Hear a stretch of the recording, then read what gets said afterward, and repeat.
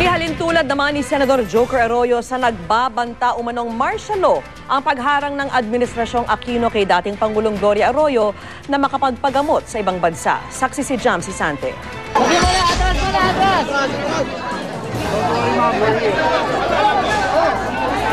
Kabalintunaan daw kung iisipin.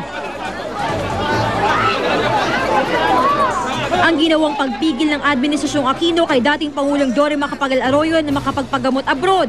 Inihalin tulad ni Senator Joker Arroyo sa nagbabanta umanong martial law. Well, the Supreme Court has put a stop to the tendency of the government now to be a despot. There's a trend towards authoritarianism.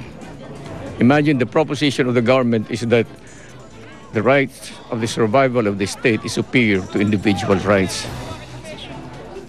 It's not that, it's the character and the nature and the feeling of superiority that they and they alone are right, that all others are wrong.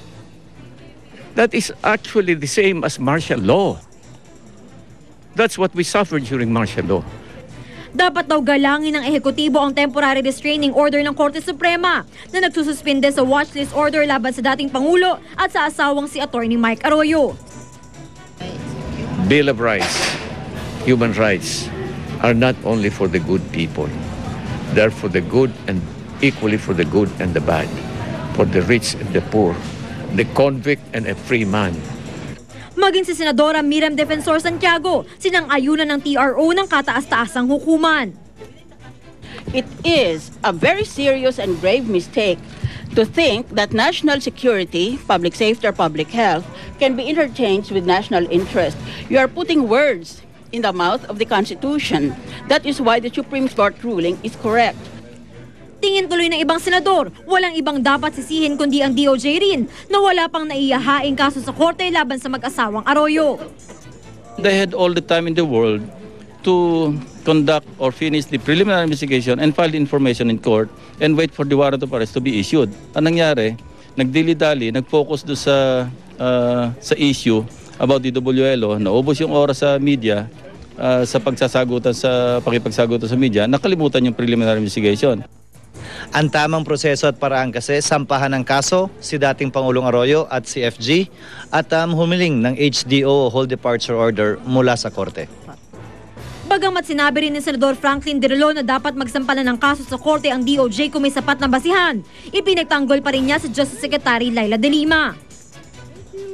I do not blame Secretary De Lima. She is doing her job as Secretary of Justice. She wants to test the limits of her authority. Tingin naman ni Senate Minority Leader Alan Peter Cayetano. So if they want to clear their name at kung sinasabi lang ang mga Arroyo ay hindi nagnakaw, hindi nandaya at hindi nagsinungaling, if they didn't cheat, steal and lie, huwag silang umiskapo muna. Pero si Senador Ping Lacson na mahigit isang taong nagtago dahil sa anyay panguusig sa kanya noon ng Administrasyong Arroyo, may mensahe para sa dating presidenteng di lang niya minsan nakabangga. Anong message kay GMA paglabas niya? Paglabas on Bon voyage. Ako si Jam Sisante, ang inyong saksi. Sa ibang balita, makikipagpulong bukas kay Pangulong Noynoy Aquino si U.S. Secretary of State Hillary Clinton nasa pasangay ng dating First Lady ng Amerika para sa anibersaryo ng U.S.-Philippines Mutual Defense Treaty. Saksi si Pia Arcangel. Mula sa APEC Summit sa Hawaii, dumating sa Pilipinas alas 5 ng hapon lula ng U.S. aircraft Boeing 757 si U.S. Secretary of State Hillary Clinton. Sinalubong siya ni U.S. Ambassador Harry Thomas, DFA Undersecretary Rafael Seguis at Philippine Ambassador to the U.S. Jose Cuisia. She is returning the visit of Secretary De Rosario who went to the U.S. at her invitation. Ito na ang ikalawang pagbisita ni Clinton sa bansa bilang Secretary of State. Una noong November 2009, kung kailan binisita pa niya ang ilang hinagupit ng Bagyong Ondoy, kabilang ang Malanday National High School sa Marikina na sinalanta ng baha. At ngayon, naririto si Secretary Clinton para sa pagdiriwang ng ika-60 anibersaryo ng U.S.-Philippines Mutual Defense Treaty. Of course, that's, I think, significant. And of course, we appreciate the fact that the U.S., particularly Secretary Clinton, is paying a lot more attention to Asia and the Philippines in particular. No? Bukas, nakatakdang makipagpulong si Secretary Clinton kay Pangulong Noynoy Aquino. Pero bukod dyan, sasagutin din ni Secretary Clinton ang mga tanong ng ating mga kababayan sa public forum na eksklusibo at live po ninyong mapapanood sa GMA News TV bukas alas 2:30 ng hapon at may live stream din sa GMA News Online. Yan po ang U.S. Secretary of State Hillary Rodham Clinton, A Conversation in Manila, kung saan tatay moderator ang ating saksing si Vicky Morales at ang editor-in-chief ng GMA News Online na si Howie Severino, katuwang ang GMA News TV host na si Ramon Bautista. At kayo mismo maaaring magpadala ng matanong kay Secretary Clinton sa pamamagitan ng YouScoop, Twitter, Facebook at Skype accounts ng GMA News. Gamitin lang na official hashtag ang SecClintonManila. Ako si PR Kanghel, ang inyong saksi. Nauwi naman sa Girian ang protesta ng mga militanteng grupo sa pagdalaw sa bansa ni U.S. Secretary of State Hillary Clinton. Saksi si Tina Panganiban Perez. Sa Girian, nauwi ang pagpipilit ng mga relihistang makalusot sa barikada ng pulis sa kanto ng Maria Orosa Avenue at Calao Avenue sa Maynila.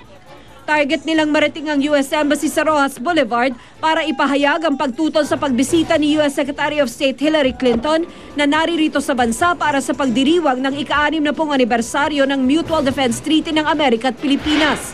Ang kasunduang ito, gayon din ang Visiting Forces Agreement, paglabag daw sa ating kasarinlan at patunay umano ng di pantay na relasyon ng Amerika at Pilipinas. Kaya welcome message ng Grupong Bayan kay Clinton. Kadalasan po, lagi niyo po kaming napaglalamangan sa inyong mga ipinupush na mga agenda, itinutulak ng mga kasunduan. Hindi na po yan katanggap-tanggap ngayon. Nagkaayos naman ang magkabilang hanay, pero nagbarikada pa rin ang mga pulis sa kanto ng MH Del Pilar. Hindi na rin nagpumilit ang mga militanteng grupo at dito na lang nagprograma. Nagsunog sila ng isang kunwari watawat ng Amerika. Bagamat naharang sila sa pagkilos na ito, pangako ng iba't ibang militanteng grupo, mas marami at mas malalaking kilos protesta ang kanilang ilulunsad pagdating sa bansa ni U.S. Secretary of State Hillary Clinton. Pangako naman ng pulisya, naroon din sila para siguruhin ang katahimikan at kaayusan. As usual, kung ano ang bigay sa aming informasyon, we will prepare for that. Hindi po sila palalapitin sa mga venue kung nasaan po si Secretary Clinton? As much as possible, we will secure the place. Sasabayan daw ng mga militanteng grupo ng kilos protesta sa Mindiola ang nakatakdang pulong bukas ni Pangulong Aquino at Secretary Clinton. Ako si Tina Panganiban Perez, ang inyong saksi. Saksihan mamaya. Juan Manuel Marquez, ginulangan nga ba si Manny Pacquiao sa makailang beses niyang pagtapak sa pound-for-pound king sa gitna ng laban. Nakababatang kapatid ni Ramjen Revilla na si RJ Bautista babasahan ng sakdal sa kasong murder at frustrated murder bukas. At mga Christmas tree sa ilang hotel sa Makati, inilawan na. Huwag bibitiw! Sama-sama pa rin tayong magiging saksi.